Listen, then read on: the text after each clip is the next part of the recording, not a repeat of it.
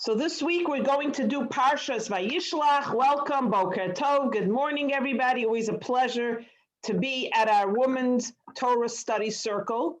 And next Thursday, the topic of Hanukkah, which, by the way, I don't know if you know that Hanukkah is truly the theme of the Jewish woman. And next week we'll talk about it, how the whole foundation of Hanukkah comes from the theme of the Jewish woman. But now let's go to Parshas Vayishlach. So every year, I don't know if you know, in London, England, there's a linguist convention where all the linguists get together and they debate definitions and words of the English dictionary. And one year, the topic was two words: complete and finished. So the contestants were all given a chance to define the difference between complete and finished. And the winner said the following. I want to read you what he said. He said, when you find the right person to marry, you are complete. When you marry the wrong person, you're finished. Catches you, but the wrong one, you are completely finished, he said. And by the way, the winner was a guy called Samsundar Balgobin. He was a Guyanese citizen. He was the winner. He won, and he got a standing ovation for this explanation. So this week's Torah portion has a very, very busy storyline. And I'm going to touch upon a few of the stories that happen in this week's Torah portion, which are all very, very, really powerful, and also a few tragic stories happen in this week's story of Vayishlach. So what happens? Let's bring everyone up to speed, because we missed 1 week because of Thanksgiving. So Jacob, remember, he runs away from his family. His father says, go find a wife in Haran. Esau wants to kill him. Now he's been living in Haran. He married Leah. He married Rachel, the two matriarchs. He has many children. And now he receives a directive from Almighty God, time to go home. Now, what do you think? He's going to go home. Who's waiting for him? Who hasn't forgotten his vendetta? Esau. It's not going to be so easy to go home. Now he has a bunch of children. He's not a single guy that could just take off.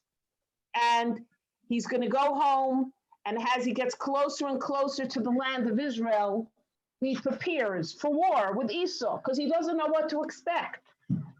So he prepares 3 things: praying. He prepares a prayer. They're praying to God, don't let Esau harm us. 2, he prepares gifts, wealth, money, cattle, things that he'll say to Esau, listen, I'm sorry, let bygones be bygones. Here are these gifts. Here's part of my wealth. Let's make up. But lastly, he's not foolish. He knows that it might come to arms. He might have to battle Esau. So he also prepares battle gear. And I'm not going to really go into it, but these 3 things also apply to daily life, how to approach different things in our lives. But again, I'm not going to go into that. I just wanted to mention it. And a very fascinating thing happens. So he's gathering his family. They're getting closer and closer to the land of Israel. They come to the Yabok River and they camp there. And Jacob goes back over the river because he had left some valuable, some commentaries say it was pottery, some say other valuables. He goes back to get these valuables, and suddenly he sees a man approaching him. And the man begins to attack and wrestles with him. And we find out, based on the commentaries, that this is not an ordinary man. This is the host angel of Esau who attacks Jacob. Now, why didn't Jacob see in the far a man coming, gather up his arms, his swords? After all, we're not living in the olden times when traveling was dangerous. There were highway robbers, there were thieves, there was foreign soldiers traveling. If he sees a guy coming, take out your sword. So the commentaries say that when he saw the man approaching him, he was disguised as a scholar, a professor, a philosopher, it looked to him like a librarian was approaching him. Another commentary says, no, indeed, the angel looked like a thief. He looked like a robber. He looked like a scoundrel, and he attacked Yaakov. And they fought the entire night. No one was able to prevail over the other. At the last moments when the sun was about to rise, the angel says to Jacob, who was holding on to him, let go of me, I have to return. He says, I'll let go of you if you give me a blessing. So this is when Jacob's name gets switched to Israel, Yisrael. Remember, the Jewish people are called the children of Jacob, Bnei Yaakov, Benos Yaakov, but are also called Bnei Yisrael, the children of Israel. Jacob's name is now changed to Israel, which means you have prevailed over the divine. But the angel doesn't leave without hurting Jacob.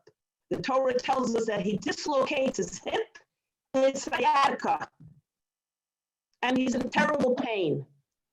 But Jacob prevails.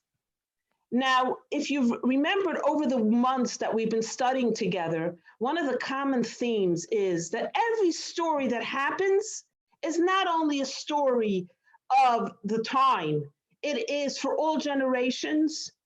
And it is also Maisa of a Siman Labanim, that everything that the patriarchs and matriarchs do, fight, struggle, conquer, is for us to have a pathway, to have the sparks, to be able to conquer our challenges in our lives. The story of Jacob wrestling with Esau is really the story of every one of our lives, every generation of Jews. We have fought with Esau's. We have fought with nations. Sometimes the fight is a spiritual fight. It's not about taking up arms. Like with the Greeks, as we'll learn with the story of Hanukkah. They didn't want to really kill us. They just wanted us to have their religion, worship their idolatry, give up on the Torah and mitzvot. So sometimes the struggle, the fight with the host angel of Esau is not a fight with arms, with war, with bombs. It's a fight of intellectual spirituality. Give up Judaism. What do you need Judaism for? Be emancipated. Good morning, Margaret. Good morning. What do you need Judaism? Sometimes the host angel looks like a scholar, a librarian, an intellectual, a professor. You really believe you were created by a God? The Big Bang, Darwin's theory of evolution. And sometimes the enemy is very clear. The Nazis, Yimach Shemam, the Crusaders, Yimach Shemam, who came and literally killed Jews, physically killed Jews. So the story of Jacob prevailing, winning the victory over the host angel of Esau is God is telling the Jewish people, if you may remain true to the Torah, to mitzvahs, to your faith in God, you will prevail, you will win, you will succeed. It might be painful. You might get a dislocated hip, but you will win, you will prevail as long as you remain true to Torah, to mitzvahs, to godliness. So this wrestling of Jacob with the host angel of Esau is the wrestling of every Jew in every generation. Sometimes it's an intellectual fight, a spiritual fight, and sometimes it's a physical fight, it's a war. And it's very interesting that what happens to Jacob, he's not left unharmed. His sciatica is damaged, is hurt. Now you ask a question, what's this detail? Does the Torah really need to tell us about his sciatica nerve? And again, reiterating how the Torah is so concise. So if it shares with us that his sciatica was damaged, it's important. And you know, it's very painful to have a sciatica. And by the way, because he got wounded in his sciatica, in his hip area, in the Torah, there is a mitzvah, a negative commandment. You may not eat the sciatica from a domestic animal. So when the ritual slaughterers slaughter a cow or an ox, and you buy it in the butcher, and you say, can you also add in the sciatica? They'll say, no, it's not kosher. That's why some parts of meat and kosher can't buy. Why? It's too tedious and labor intensive to remove the sciatica. Interesting insight, right? Now, so you ask a question, it's really, really strange that a whole mitzvah would come out of this story. Really? You can't eat a sciatica because the host angel hurt Jacob in the sciatica? You tell me. Now, we know some mitzvahs document history, okay? Who knows a mitzvah of eating food that documents history? We eat matzah on Pesach, right? It documents our journey out of Mitzrayim. We were people of faith. It symbolizes humility. It symbolizes that the Jews didn't have time for their dough to rise. It symbolizes so many things, bread of affliction, so that you could understand God says it's a mitzvah to eat Pesach on Passover and not to eat chametz, leavened products. Okay, that you could understand. You eat maror because, again, it's a mitzvah, because we remember the pain of our slavery in Egypt. But really, we're not going to eat a sciatica because Jacob wrestled with the angel? It seems out of line with the regular mitzvahs God gives us. So anybody have any insight? You can unmute yourself, ladies. What's this business with not eating the sciatica? It's also like a strange mitzvah, but it's a mitzvah, by the way. Maybe they think that if you ate the psoas muscle, which is sciatica, then you would internalize it and it would become a problem. Actually, that's a very good answer, because that's why you are what you eat, right? That's why we eat kosher, because you are what you eat.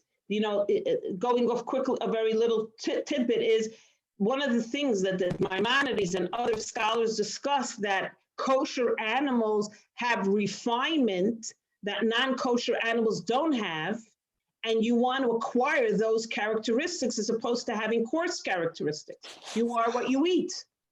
And we all know that because we're in microbiotics and we're into probiotics and we're into kombucha, whatever that is. I don't know. My children told me it's a living organism. When my children told me it's a living organism, I said, don't bring it home. I can't take care of it.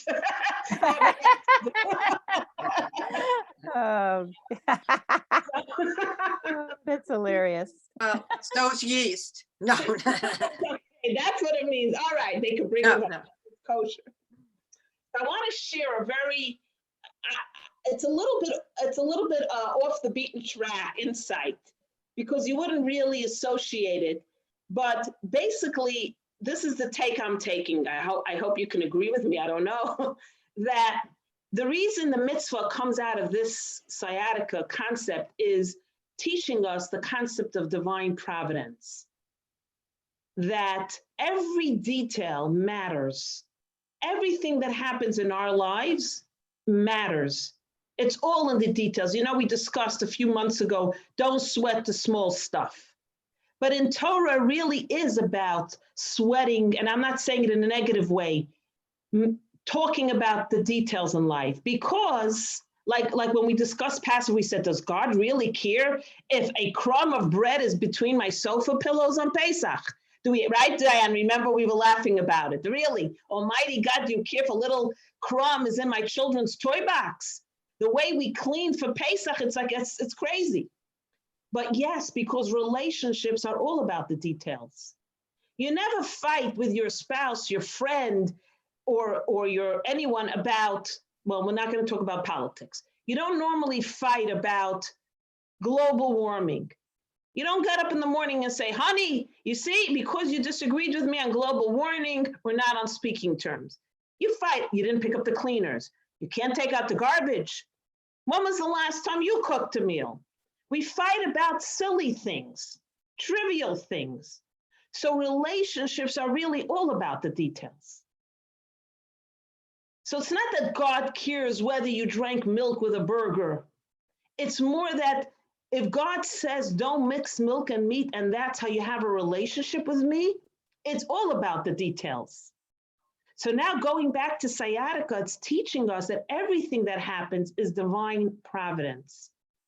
Everything that happens. So this mitzvah, don't eat the sciatica because the host angel dislocated the sciatica of Jacob, is teaching us that everything that happens is divine providence. The smallest detail in the Torah is divine providence. I want to share with you a poem that was sang in Yiddish by a guy, Avram Fried. If you love Yiddish, go on YouTube and look up something called Avram Fried, the Leaf, Blätterle. And I love, he has a whole tape called Yiddish Gems. So he tells a parable, a story that illustrates this point so beautifully. I want to share it with you. So it's a story of a little leaf. A man is walking in the forest and he looks down and he sees a leaf on the ground. And he says, leaf, blätterle, blätterle, leaf, leaf. What are you doing on the ground? How come you're not on the tree where you belong? So the leaf responds, he says, what are you asking me? I'm not the boss. The branch of the tree shook and I fell onto the ground. So he goes to the branch of the tree and he says, Zwigele, Zwigele, branch, branch. Why did you allow the leaf to fall from you? And the branch says, why are you looking at me? I'm not the boss. Look, ask the wind. The wind blew, shook the branch, which then the leaf fell. So he goes to the wind. He says, wind, wind, wind, wind. Why did you make the branch shake to make the leaf fall? He says, what are you asking me? I'm not the boss. The angel came to me and said, blow. So I blew. So the tree shook and the leaf fell. So he goes to the angel. He says, Malachal, Malachal, angel, angel. Why did you make the wind blow to shake the tree to make the leaf fall? So the angel says, what? Do I look like the boss around here? Go to God. God told me to tell the wind to blow, to shake the tree, like the leaf fall. So the man calls up to God, Almighty God, why did you make the angel tell the wind to blow, to shake the tree, to have the leaf fall? So God says to the man, my dear sir, bend down and pick up the leaf. And he picks up the leaf and he sees a teeny tiny worm sleeping. He says, the little worm was crawling in the hot sun and cried out to me and said, Almighty God, it's so hot. I can't take a nap. There's no protection. There's no shade anywhere. Help me. The little worm, God's creation. So God says to the angel, go tell the wind to blow, to shake the tree, the branch, to the leaf to fall, and provide shade for the little worm. This is the story of divine providence, that even a leaf on the ground covering a little worm to give it shade is divine providence. Everything that happens in this world is divine providence. We just have to see it, understand it, and go with it. I'm sure all of you can think for 1 minute if something happened. You missed a plane. You got so upset. Something happened, was supposed to be like this, and it was like this. And sometimes you see the end results are positive. It was meant to be. And sometimes you don't see the end results. You wonder, why did this happen?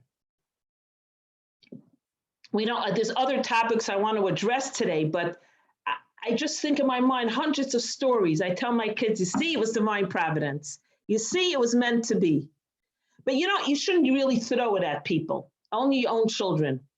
You shouldn't, I don't like to tell someone, oh, you know why that happened was divine providence. Good for you. No. Yourself, you should say it. You don't go around telling everybody when they have a misfortune, oh, it's divine providence. A person has to themselves evaluate their life and see everything that happens to us, it's meant to happen. Why? We don't always know. And that's why really the approach is you cannot control what happens to you, but you can always control how you react to everything that happens to you.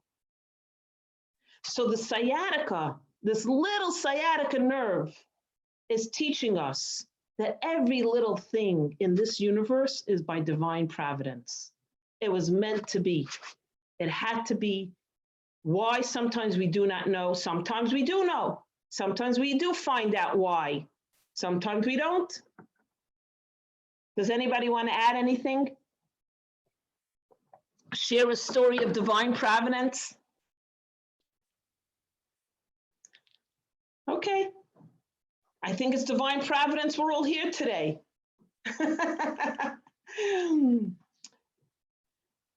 So he goes back over the river. Yeah, Celia, go ahead. I actually will share a quick story. Please. I moved back to Connecticut from New York a couple years ago to be closer to my family because my mother and father were aging and they weren't aging very well. So I said, okay, time to come back home. And then, so I had a lease in my apartment, and the lease was up on a certain date. And I said, well, so I guess I'm just gonna wait. Something told me to wait to renew my lease.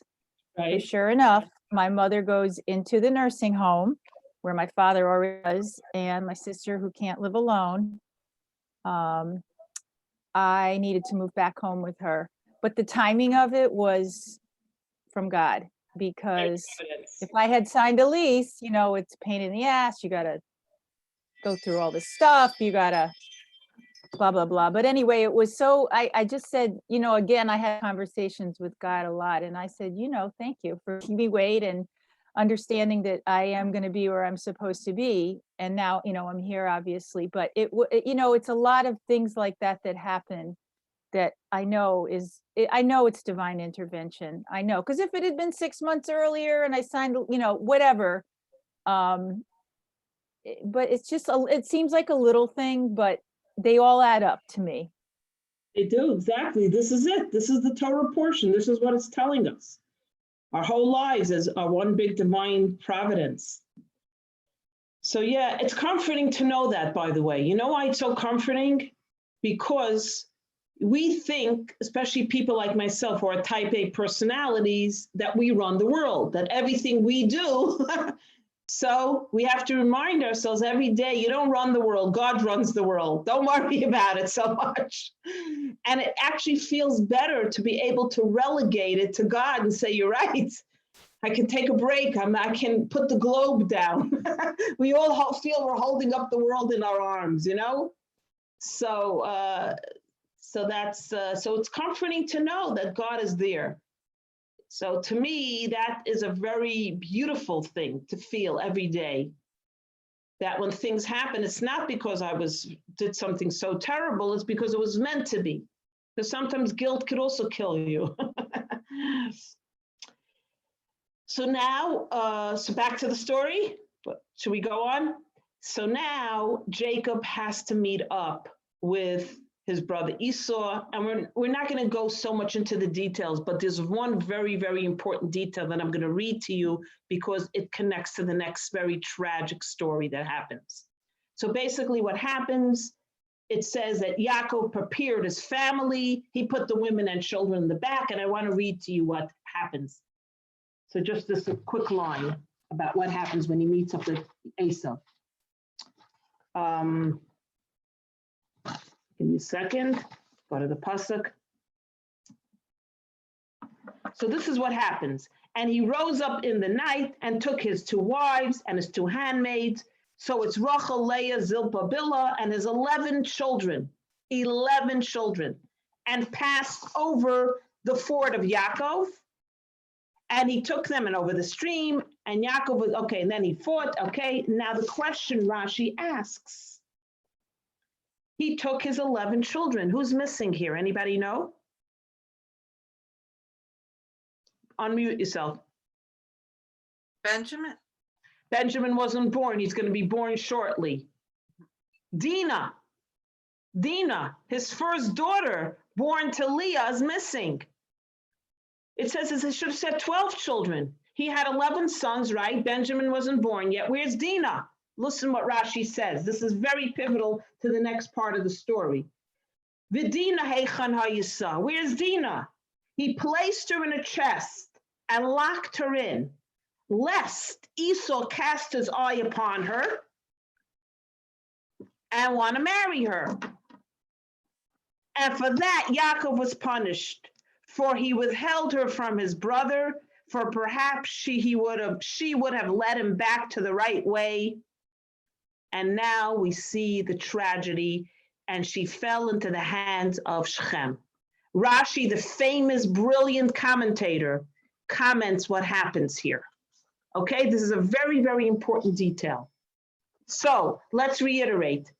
Yaakov knew his daughter Dinah was gorgeous, not only physically gorgeous, spiritually gorgeous.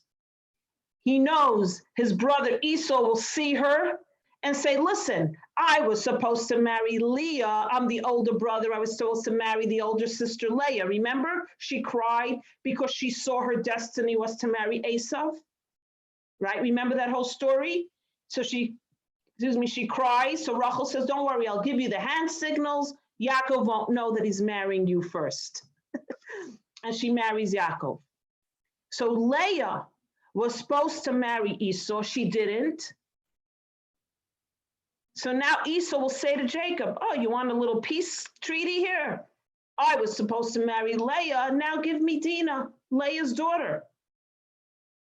So Yaakov is scared. Does he want his brother, who's a rough and tumble guy, who worships idolatry, as we discussed, is not following in the footsteps of Abraham and Isaac and the matriarchs and patriarchs? He doesn't want his daughter marrying an idolater.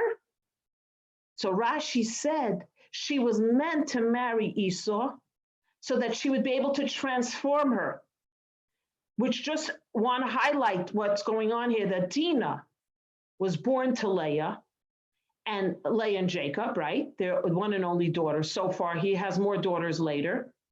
And Dinah had a very powerful spiritual energy, just like her mother and her grandmother and her great-grandmother. Dinah was a righteous woman, a spiritual powerhouse. Physically beautiful, but also spiritually, her energy was tremendous. So the Torah is clearly telling us, it's not even Kabbalah here, Rashi, who's classic commentary, that Dinah would have transformed Esau into who he was meant to be.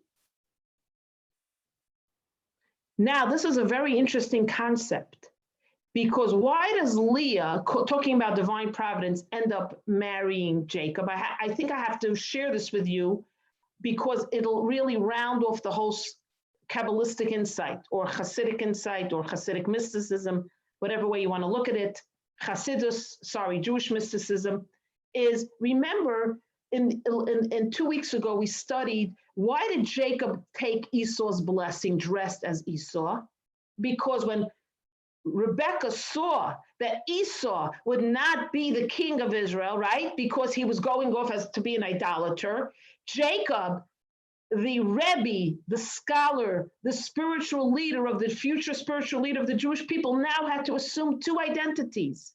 The identity of his brother Esau as king, conqueror for Israel, and his spiritual leader as Rebbe, rabbi, spiritual patriarch. So now Yaakov had to be two people, two roles. He had to assume two personalities in a sense, a conqueror and a cultivator, a Rebbe, a rabbi, a spiritual leader, and king. Now Jacob has to marry the Esau's wife, the Leah, because Esau is not the king. So now Jacob has to marry Rachel, who is his spiritual counterpart originally, but he also has to marry Leah, because Esau cannot marry Leah because he didn't follow the path he was meant to follow. So that's why Jacob ends up with two wives. Is that clear? His destiny changed in a sense because Esau did not fulfill his destiny. Esau did not do what he was meant to do. So now Jacob has to assume two roles and have the two wives, which was permitted then. Now you can't have two wives. So now what happens? Dinah has to now marry Esau because that part of the puzzle didn't happen. And by the way, the Kabbalah says had Leah married Esau, she would have transformed him, but she didn't want to. She didn't want to do that. And there's many ways of looking. She didn't want it. Also now the destiny changed because Jacob was Esau and Jacob. So she had to marry. And that's why when he goes into the bedroom with her the wedding night and he uncovers and he sees she's late, he says, why did you lie to me? She says, talking about deception. I'll tell you about deception. Didn't you just deceive your parents? Didn't you just deceive your own father and tell him you're Esau? You took Esau's blessings. So what are you coming to me and telling me I was deceitful? I'm deceitful because you're deceitful. I now have to be with you because Esau couldn't be with me. You understand what's going on over here? Is it clear? Okay. So this is what's happening here. And we'll get back to this in a minute when we see now a very, very tragic storyline. Very, very sad. And as a matter of fact, you after hearing the story, you might say, like, why did God put it in the Torah? Exactly because it happened and because the stories of the matriarchs and patriarchs are real stories. They're real people and terrible things happen to them too. Now let's see what happens. I would like to read it inside a little bit because there's certain verbiage there that I want to share with you. But you'll understand why we had to have this introduction because you want to wonder what's going on here with Dinah. Okay, so now let's see what happens. Okay, let's go to the story.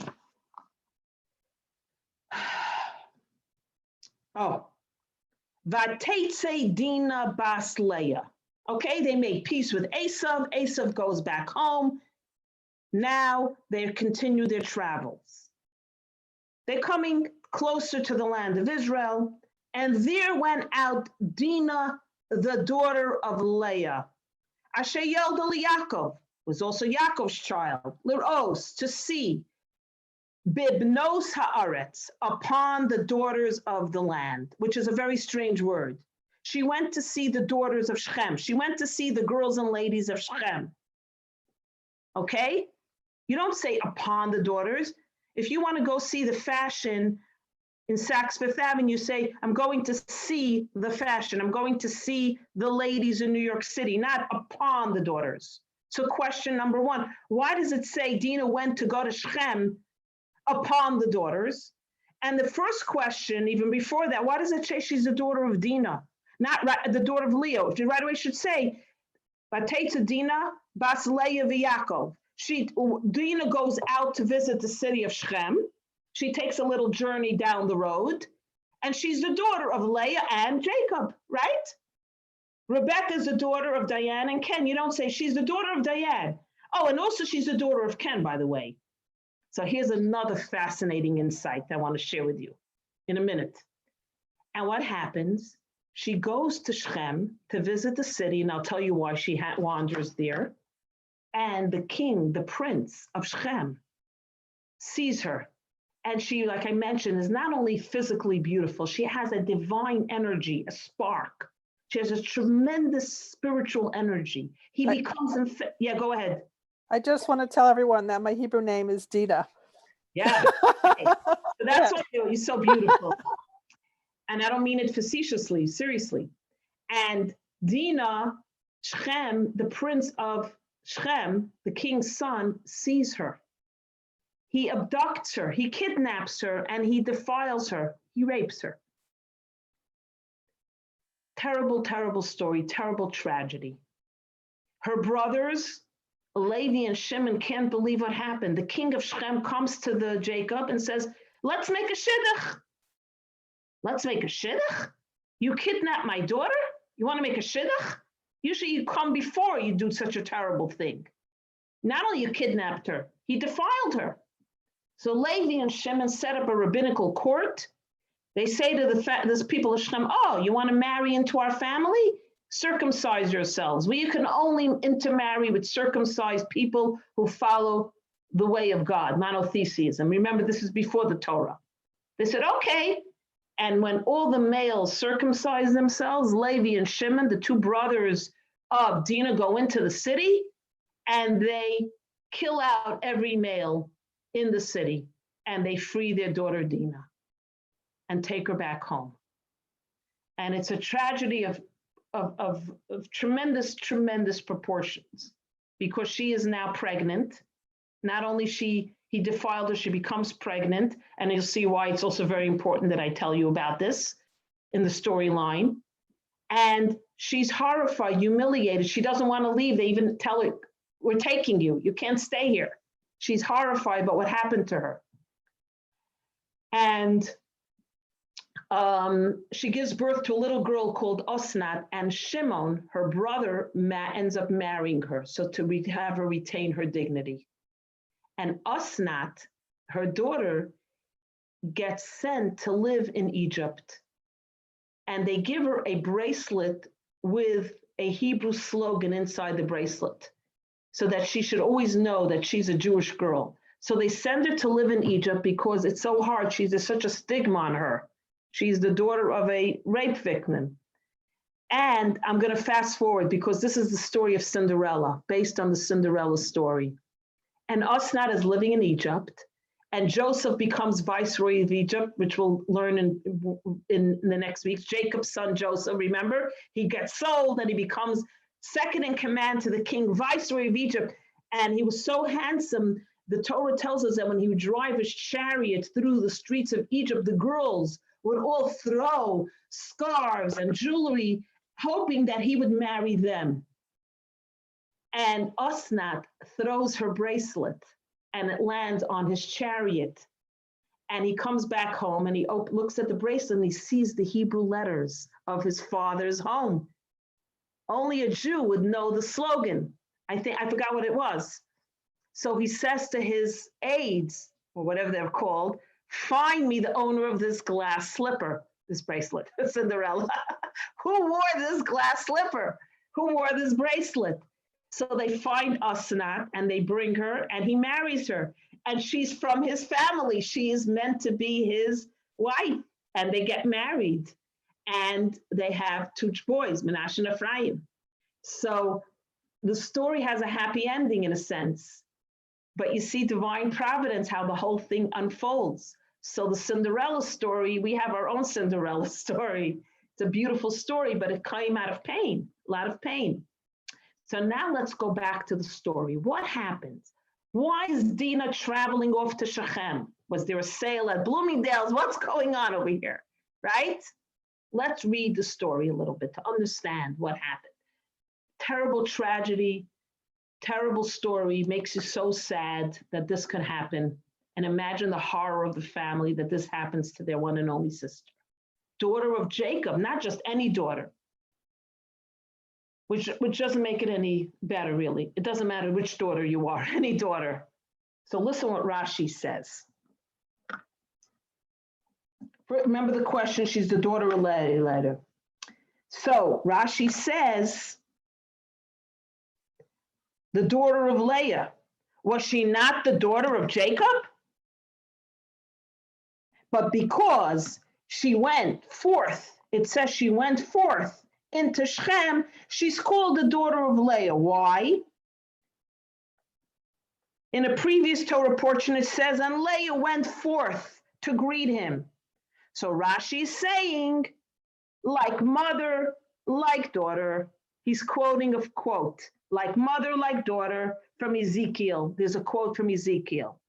Now let me just read this Rashi one more time. Tell me what you think after I read the Rashi. And she's called the daughter of Leah, for she, Leah, also went out, like Dinah. As it states, Leah went forth to greet him. So regarding her, Dinah, we introduced a proverb from Ezekiel. Rashi says, like mother, like daughter. Okay, when I read this Rashi, where Rashi describes, just like Leah was an outgoing woman, her daughter was an outgoing woman, like mother, like daughter. What do you think? Is Rashi positive or negative, in your opinion? Is Rashi saying a good thing about her or a bad thing? You get, rather, that's not, are you getting a negative feeling from this Rashi or a positive feeling from this Rashi? Tell me what, don't be shy, unmute yourself. Negative, I think. Negative, okay. What do you think, Celia? Yeah, I get the feeling it's a little negative, definitely. It's a jabby. I don't get a positive feeling from it at all. What about you, Diane? Positive or negative? Sounds negative to me too. Yes. But really, we're soon going to see this is not, Rashi is not being negative. And I'll show you how. Exactly the point I want to make. When you read this like this, yeah, you're just like your mother. She always burnt the rice, you always burn the rice. She couldn't cook a meal, you can't cook a meal.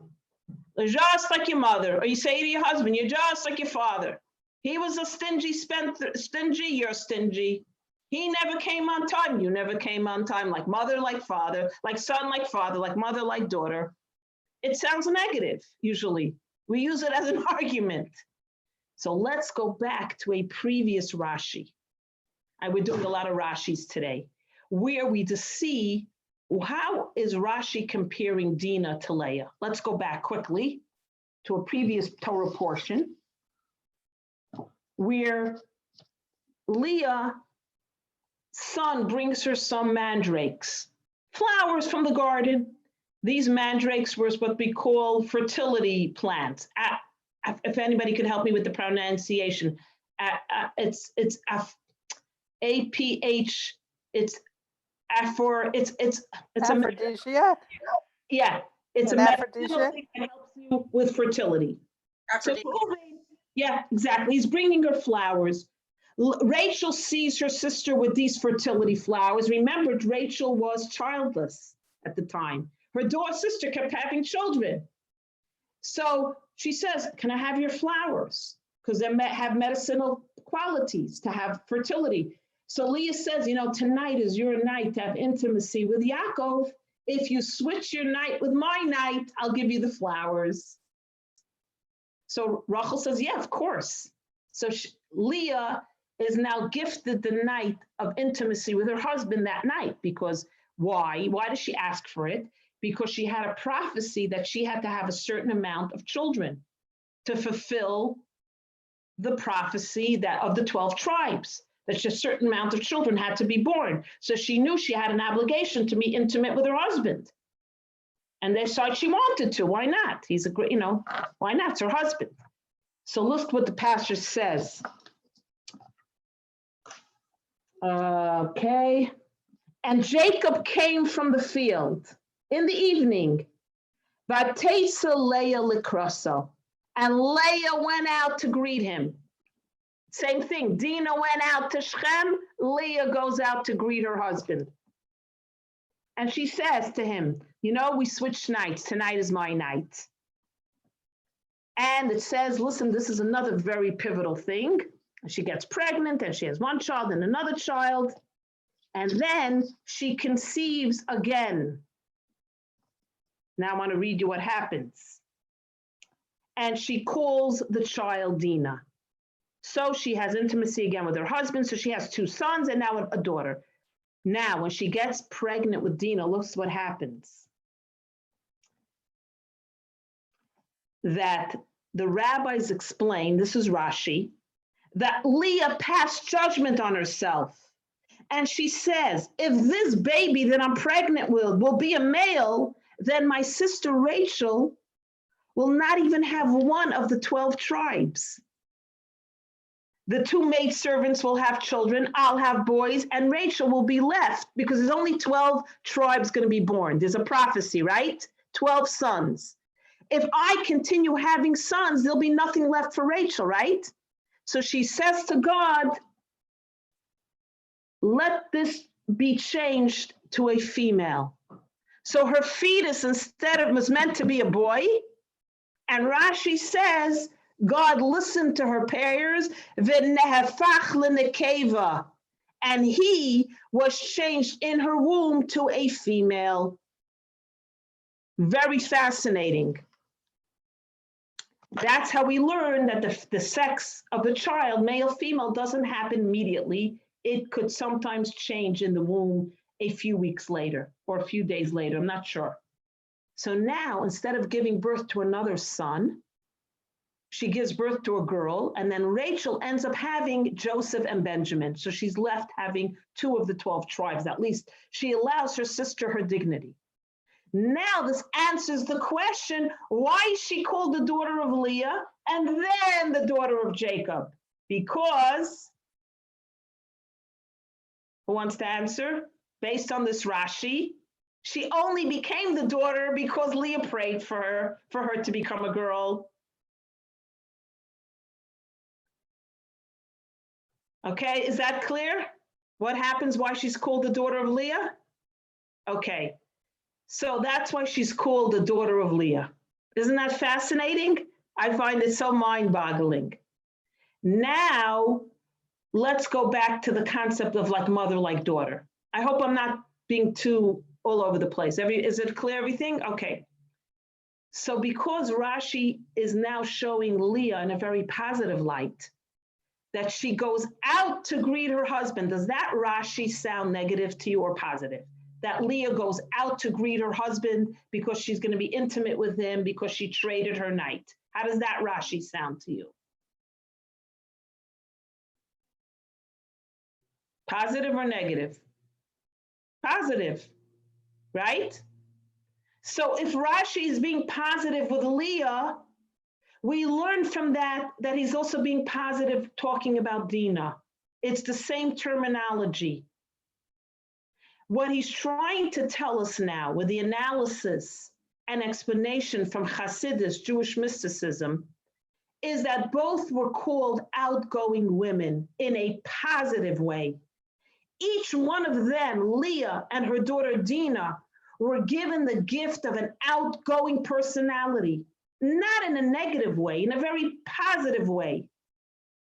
Rachel didn't have that quality. It is a quality of strength, of outgoingness, the power to transform other people's lives.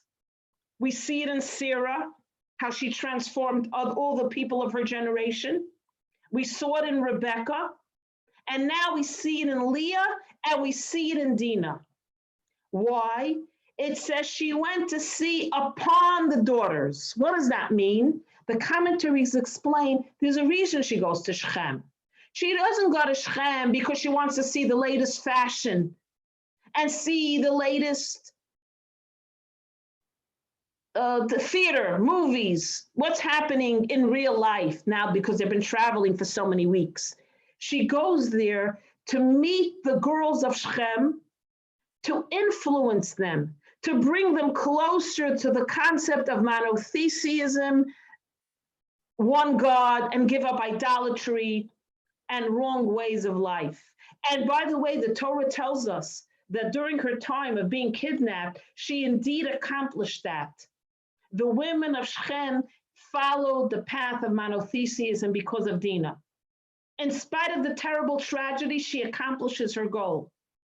So Dinah's outgoing nature was necessary because she was an emissary, like her grandmother and her great-grandmother, to go out and transform people's lives. Her journey was not the journey of a Rachel. Her journey was not the journey of other people in her family. She knew her mission, her journey was to impact people in a positive way. What happened to her is not a result like people say, oh, you know, if she would dress a little modest, no one would touch her. No, she's not to blame for his cruelty, his lack of humanity, Shechem. He's a monster for doing what he did. You cannot fault Dinah, who had such a tremendous energy and spiritual spark, say, well, she should have sat home in the tent. The Torah is telling us she had a mission to accomplish. And what happened to her was tragic, but it was not her fault. So like mother, like daughter, Rashi is really telling us, though, that two very important things. One, her outgoing personality was meant for her to journey into Shechem and want to impact the women of the community there. And two, is that we not only inherit our mother's physical traits. So my mother was a blonde and blue-eyed, I'm blonde and blue-eyed. My mother had a pot belly, I have a pot belly. My mother had thick curly hair, I have thick curly hair. We also inherit our parents' spiritual traits, their spiritual genetics, and their spiritual, get ready for this one, potential. That's why it says he put her in the box and he got punished. What happened to her was a result that Jacob did not allow her to fulfill her spiritual destiny of marrying Esau and changing him. He refused to acknowledge that his daughter Dinah had a mission, a spiritual journey that she had to fulfill. Her mother didn't fulfill her spiritual potential, says the Kabbalah. So now she inherited her mother's spiritual destiny to marry Esau, and she didn't, and this is what happens as a result. There's always consequences. Sometimes it's terrible, terrible consequences. So it dig very deep. It's a sad story, but this is what happens.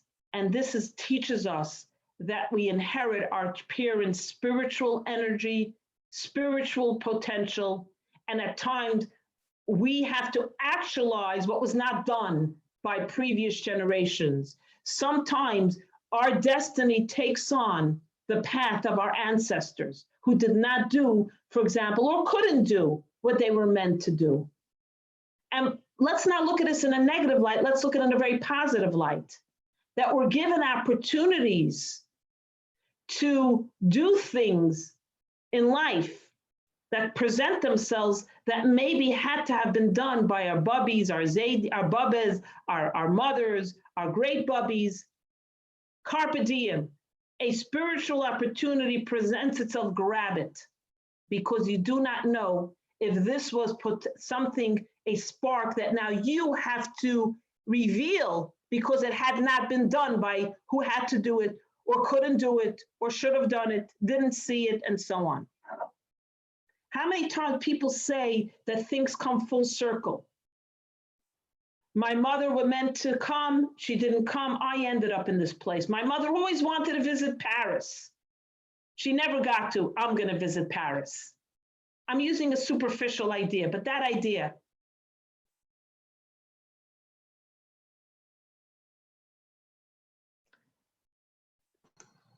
So this is, yes, go ahead, Celia. Yeah, so it's funny because getting back to, my whole story of coming, I feel like when you said coming home, like I literally and figuratively am home again in, the old house and it gives my mother great peace to know that I'm with my sister. So it's like all come together, and it's interesting the way that you phrase it, because it definitely resonates with me, This is a very dramatic story in the Torah, very, very sad and dramatic. And by the way, Levi and Shimon, they're lauded for doing what they did, because the people of Shechem were, according to the rabbinical tribunal which they set up, chayiv misa, were guilty and had to get capital punishment. Why? Because there's the 7 Noahide laws, and 2 of them are do not kidnap. If you kidnap, you are liable for capital punishment. And the second was set up courts of law. When the city saw that their prince kidnapped and defiled a girl without permission, you never have permission to do that. How come they didn't bring Shechem to court? We don't care if you're a prince. This is the story that's happening now in 2020. People are not doing terrible things and not held accountable. Then all the citizens were guilty. That's why all the men were wiped out. No, they were all complicit because they did not bring him to trial. When they saw what he did, they should have arrested him and put him up in trial. They didn't. The rabbinical court of the Yaakov's children said, listen, they're chayiv misa, which means they're death decree to all of them. They did drastic measures, but it had to be done to send them to follow the rules of the universe. There's rules in the universe, even when you're not of the Jewish faith. Then there was no Torah, but they followed the laws of the Torah. And the 7 Noahide laws that we discussed, given to Noah, were for universal laws. Don't kill, don't steal, don't commit adultery, don't take what's not yours, do not kidnap, do not harm animals, set up courts of justice, and do not eat live, and belief in one God. Do not curse in the name of God, belief in one God. 7 Noahide laws. No one can get away from these 7 Noahide laws, whether you're Catholic, Christian, atheistic, humanistic, politicist, whatever you want to call yourself. The 7 Noahide laws. So this is what happens, and there is a happy ending. Of course, Dina's daughter Asnat marries Yosef, and Dina marries Shimon, who protects her. And by the way, he was allowed to marry her, even though he's a brother, in case you're curious, is because once she was attacked by Shechem, Prince Shechem, I would not call him a prince, but that's who he was, the son of the king. She took on a new status called Shechva, which is like a servant. Whatever, it's a whole discussion on that. So he was permitted to marry her, even though he was his sister. And also remember, this was before the Torah was given. It would be after the Torah was given, he would not be permitted to marry her. But he did it in self-sacrifice again, that his sister should have her dignity. Look, I'm marrying her, she's okay. It's a very terrible, terrible status of a woman, a girl, that this should happen to her. So he protected her in that way. So you see, they gave her back her dignity, Dina.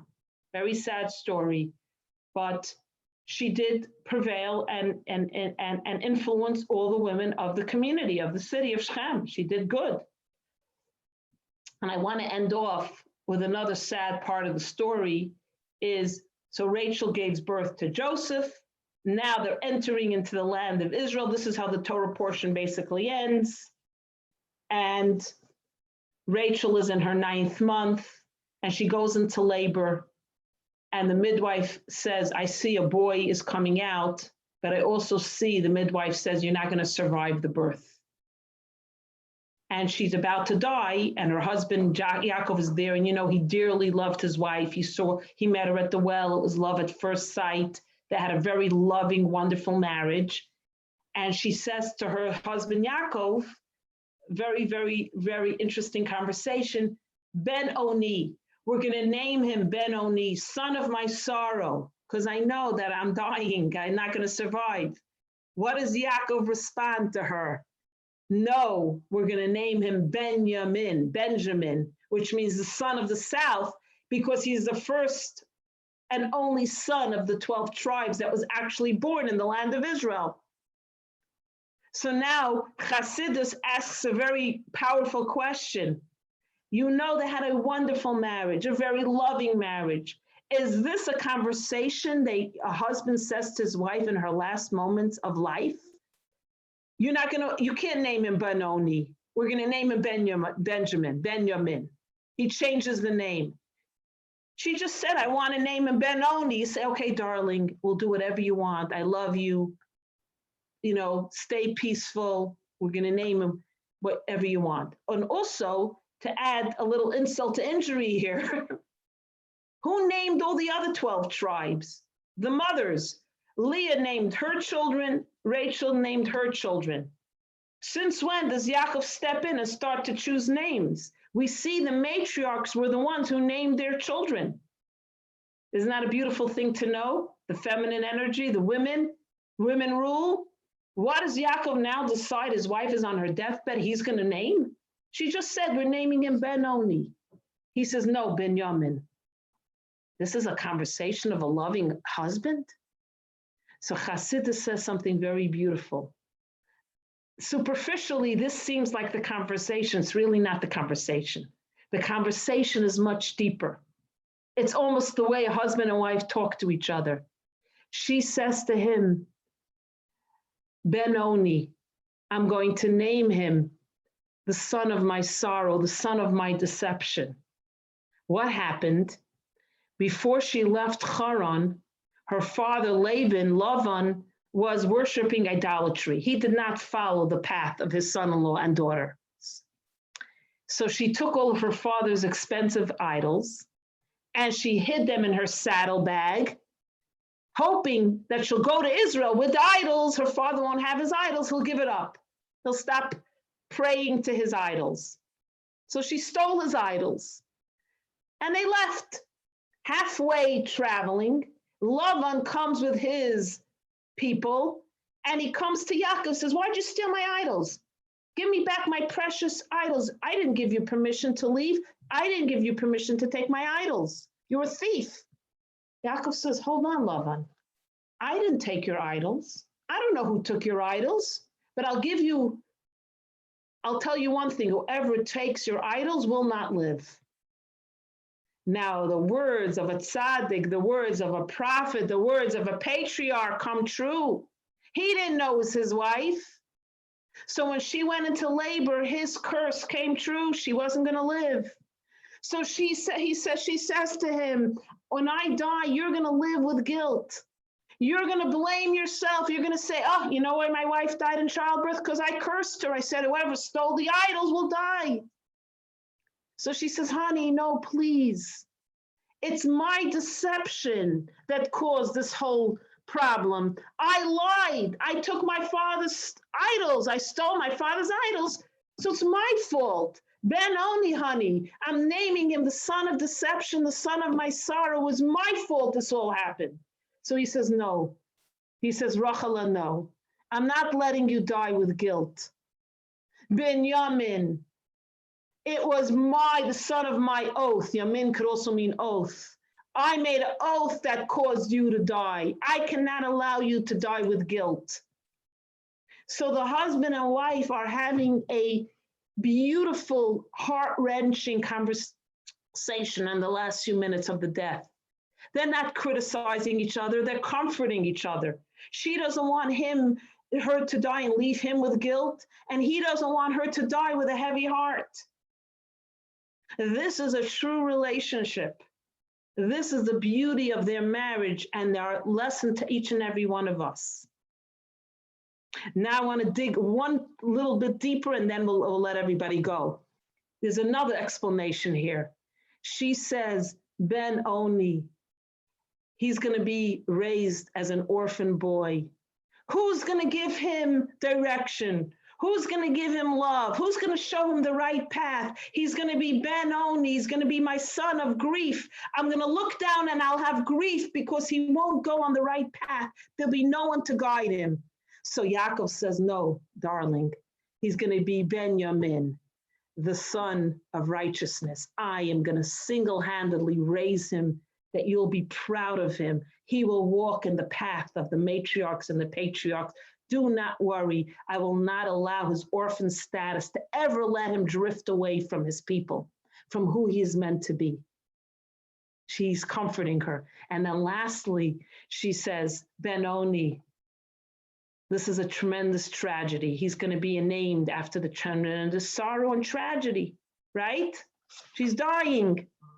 He's a son of mourning, a son of sorrow. So Yaakov says to her, Rachel, every pain, every challenge, every grief has to become Benjamin, which means strength, has to be turned and a catalyst of strength and positivity. Yes, this grief, this sorrow, we have to mourn, but then we have to make that a catalyst towards growth, strength. What else can I say? When something terrible happens, we have to turn it into a catalyst for goodness, be even more powerful, more strong, not allow us to tear us down, but rather to let us build. Sometimes grief could make a person incapacitated, and sometimes grief can allow us to move forward in life. It gives us the strength. We use the pain as a catalyst for growth and strength and power. So that's what Yaakov says to Rachel. We're not going to allow the son of mourning to be that. We're going to make sure that there will be a catalyst towards growth, strength, and positivity. And then she passes away, and Binyamin is born, and he is Binyamin, the son of righteous. He stays on the path. And remember, Rachel is not buried with her husband. She's not buried in the cave of Machpelah. Why? She asks that she be buried in Beit Lechem, so that when the Jews are exiled from the land of Israel, and Beit Lechem is on the edge of Israel, they will have a place to pray and find comfort at her gravesite, at her resting place. So Rachel, we see the beauty and the strength of Leah and Dinah. And then here we see the strength and the beauty of Rachel, who she is. So interesting, the story of Leah is of a different personality, and the story of Rachel is really who Rachel is. You notice? The gentle soul, the one we pray by, and she's buried in Beis Lechem, the cave of Rachel. You know, there's a certain view we have of Rachel, of the quintessential, sensitive, refined queen of Israel. You get that feeling or no? You know what I mean? So, and this is how the Torah portion ends, with the passing of Rachel and the birth of Binyamin. So you see, one door closes, another door opens. And again, teaching us real life, real relationships, and the depth of the relationships that the patriarchs and matriarchs had, and lessons we can learn in our own relationships. So to me, the highlight of the Torah portion is that conversation he has with his wife. To me, like, that touched me very deeply, how they spoke to each other and how each one gives back even in the last moments of their lives. Does anybody want to add anything, say anything?